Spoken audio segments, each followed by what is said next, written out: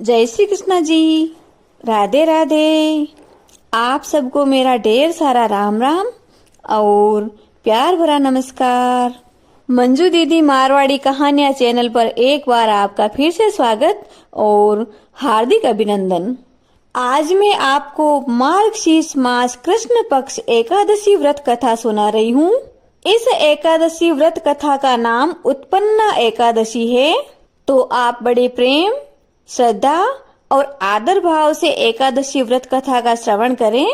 बोलिए श्री विष्णु भगवान की जय। एकादशी मैया की जय।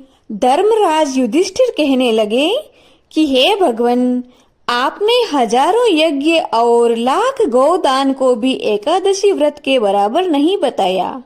सतयुग में मूर नाम का एक दैत्य था। वह अत्यंत ही बलवान और भयानक था। उस प्रचंड दैत्य ने इंद्र, आदित्य, वसु, वायु, अग्नि आदि सब देवताओं को पराजित करके वहां से भगा दिया। तब इंद्र सहित सब देवताओं ने भयभीत होकर भगवान भोलेनाथ से अपने दुख का कारण तथा दैत्य का वृत्तांत कहा और बोले कि हे कैलाशपति, मूर नामक दैत्य से भयभीत होकर सब देवता मृत्यु लोक में इधर उधर विचरण कर रहे हैं।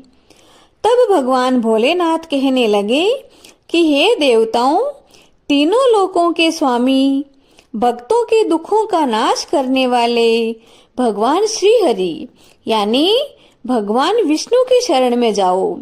वही तुम्हारे दुखों को दूर कर सकते हैं। शिवजी के ऐसे वचन सुनकर इंद्र आदि सब देवता क्षीर सागर पहुंच गए।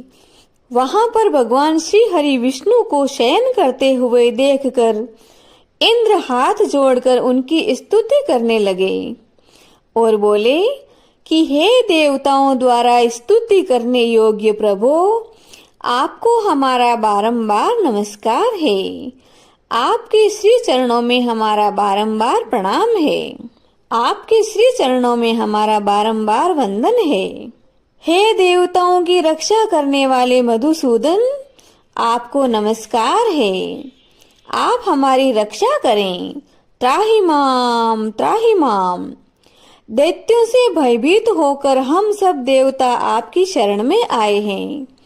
आप इस संसार के कर्ता हैं, माता पिता हैं, उत्पत्ति तथा पालन करता और संहार करने वाले हैं। सबको शांति प्रदान करने वाले हैं। आकाश और पाताल भी आप ही हैं। सबके पितामह ब्रह्म, सूर्य, चंद्र, अग्नि, सामग्री, होम, आहुति, हवन, मंत्र, तंत्र, जप, यजमान, यज्ञ कर्म, कर्ता और भोक्ता भी आप ही हैं। आप सर्वव्यापक हैं। आपके सिवाय तीनों लोकों में चर तथा अचर कुछ भी नहीं है। हे भगवान, हे प्रभु श्री हरि, दैत्यों ने हमको जीत कर स्वर्ग से निकाल दिया है और सब देवता इधर उधर भागते भागते फिर रहे हैं। हम सब छिन्न भिन्न हो गए हैं।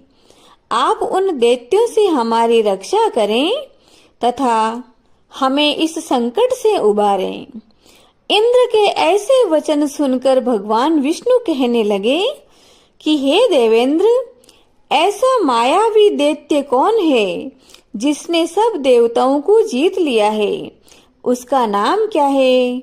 उसमें कितना बल है और वह किसके आश्रय है तथा उसका स्थान कहाँ पर है? यह सब मुझे बताओ। भगवान विष्णु के ऐसे वचन सुनकर इंद्र बोले कि हे भगवान, प्राचीन समय में चंद्रावती नगरी में नाड़ी जंग नाम का एक राक्षस रहता था।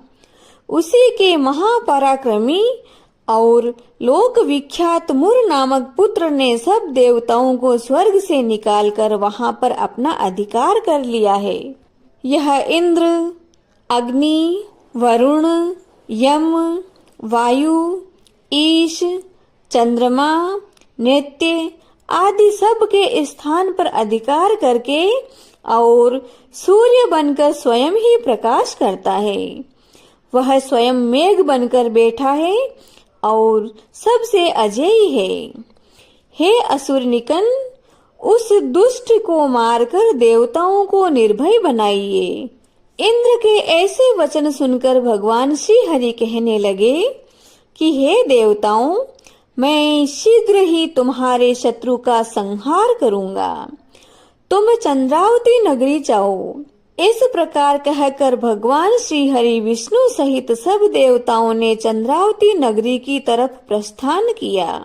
उस समय दैत्यपति मुर दैत्य सेना सहित युद्ध भूमि में गरज रहा था। उस बलवान असुर की गर्जना सुनकर सब देवता भय के मारे चारों दिशाओं में भागने लगे।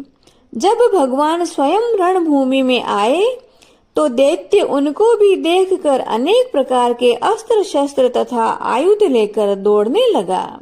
भगवान श्री हरि ने उनको आता देखकर सर्प के समान अपने बाणों से उनके शरीर को बींध डाला।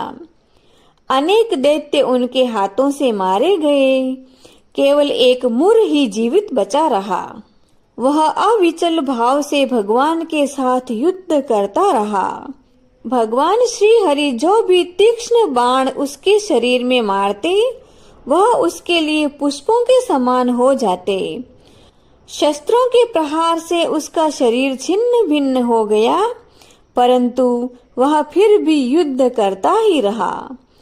अब वे आपस में मल्ल युद्ध करने लगे और 10,000 वर्ष तक उनका मल्ल युद्ध चलता रहा, परंतु वह दैत्य भगवान से पराजित नहीं हुआ। तब भगवान विष्णु युद्ध से थककर बद्रिकाश्रम को चले गए। वहां पर एक हेमवती नाम की सुंदर गुफा थी। उसमें विश्राम करने के लिए उसके अंदर प्रवेश कर गए। यह गुफा 12 योजन लंबी थी और उसका एक ही द्वार था। भगवान विष्णु वहां जाकर सो गए। वह दैत्य उनको सोया हुआ देखकर मारने के लिए उद्यत हुआ। वह अभी मारने का प्रयत्न कर ही रहा था कि उनके शरीर से एक अत्यंत प्रभावशाली सुंदर कन्या अस्त्र शस्त्र धारण किए हुए उत्पन्न हुई और दैत्य के सामने आकर युद्ध करने लगी। वह दैत्य उस बलवान कन्या को देखकर आश्चर्यचकित होकर उसके साथ युद्ध करने लगा। उस कन्या के ऐसे भयानक पराक्रम को देखकर दैत्य सोचने लगा कि इस कन्या को किसने बनाया है, जो ऐसा भयानक युद्ध कर रही है। अरे, यह तो कितनी रूपवती है। वह ऐसा विचार कर ही रहा था कि उस महादेवी ने उस बलवान दैत्य के रथ को चूर चूर कर दिया तथा उसके अस्त्र शस्त्रों को काट कर टुकड़े टुकड़े कर डाले। तब वह महान दैत्य क्रोध करके मल्ल युद्ध करने लगा, परंतु देवी ने उसको धक्का मारकर मूर्छित कर दिया। जब वह दैत्य मूर्छा से जागा तो उस देवी ने उसका सिर काट डाला। इस प्रकार वह दैत्य तो पृथ्वी पर गिरकर मृत्यु को प्राप्त हुआ और बाकी दैत्य डर के मारे भागे तथा पाताल लोक में चले गए। जब भगवान विष्णु की निद्रा टूटी तो उन्होंने मुर नामक दैत्य के कटे हुए सिर व दोनों हाथ जोड़कर खड़ी हुई उस कन्या को देखा। तब भगवान विष्णु उस कन्या से पूछने लगे कि हे देवी, जिस दैत्य से इंद्र आदि सब देवता भयभीत होकर स्वर्ग से भाग गए थे, उसको किसने मारा है? वह कन्या कहने लगी कि हे भगवान, जब आप निद्रा में थे तो यह दैत्य आपको मारने के लिए उद्यत हुआ। उस समय आपकी योग माया द्वारा आपके शरीर से उत्पन्न होकर मैंने ही इस दैत्य को मार गिराया है। यह सुनकर भगवान विष्णु कहने लगे कि हे देवी, तुमने देवताओं के भय को दूर करके बहुत बड़ा अच्छा कार्य किया है। अतः तुम अपनी इच्छा अनुसार वर मांगो। तब वह देवी बोली कि हे भगवान, यदि आप मुझको वर देना ही चाहते हैं तो मुझे यह वरदान दीजिए कि जो कोई मेरा व्रत करे उसके सब पाप नष्ट हो जाएं तथा अंत में वह मोक्ष को प्राप्त हो। जो इस व्रत का पुण्य है उसका आधा रात्रि को भोजन करने वाले को मिले और जो एक बार भोजन करे उसको भी इसका आधा फल प्राप्त हो। जो मनुष्य भक्ति पूर्वक मेरे व्रत में एक बार भी भोजन न करे उसको धर्म, धन और मुक्ति की प्राप्ति हो। भगवान विष्णु कहने लगे कि हे कल्याणी, ऐसा ही होगा। मेरे और तुम्हारे भक्त एक ही होंगे और वे अंत में मोक्ष को प्राप्त करके मेरे लोक में ही आएंगे, क्योंकि तुम एकादशी के दिन उत्पन्न हुई हो, अतः तुम्हारा नाम मैंने उत्पन्ना एकादशी रखा। अतः तुम्हारा नाम उत्पन्ना ही होगा। तुम मुझे सब तिथियों से प्रिय हो, इस कारण तुम्हारे व्रत का फल सब तीर्थों से भी बढ़कर बहुत ही अधिक फल देने वाला होगा। ऐसा कहकर भगवान विष्णु अंतर ध्यान हो गए और प्रभु के उत्तम वचनों को सुनकर एकादशी मैया अत्यंत ही प्रसन्न हुई। भगवान श्री कृष्ण कहते हैं कि हे धर्मराज युधिष्ठिर, सब तीर्थों के फल से एकादशी का व्रत, इसका फल सबसे उत्तम है, सर्वश्रेष्ठ है। एकादशी का व्रत करने वालों को मैं मोक्ष का पद देता हूँ और उसके शत्रुओं का नाश एवं समस्त विघ्नों को नष्ट करता हूँ। यह मैंने तुम्हें एकादशी की उत्पत्ति का सब वृतांत बताया है। एकादशी सब पापों को नष्ट करने वाली तथा सिद्धि देने वाली है। उत्तम पुरुषों को दोनों पक्ष की एकादशियों को समान ही मानना चाहिए।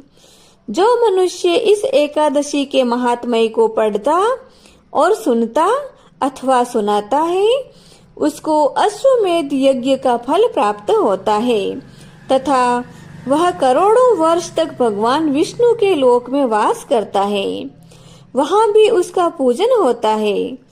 जो मनुष्य एकादशी महात्म्य के चौथे भाग को पढ़ता है उसके भी अनेक पाप नष्ट हो जाते हैं।